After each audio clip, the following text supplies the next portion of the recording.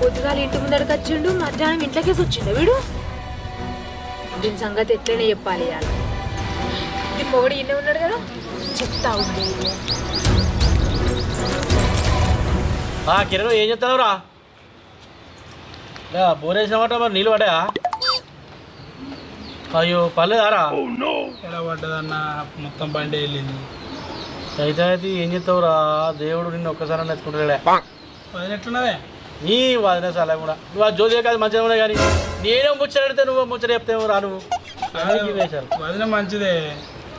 అరే మంచిదే, నేను కాదన్నా అనరా. అయితే కానీ మరి పిల్లే మరి బూర్వాళ్ళు చేసుకునేవు. ఏం చెప్తామే, నాకు ఆశలం తక్కువైంది.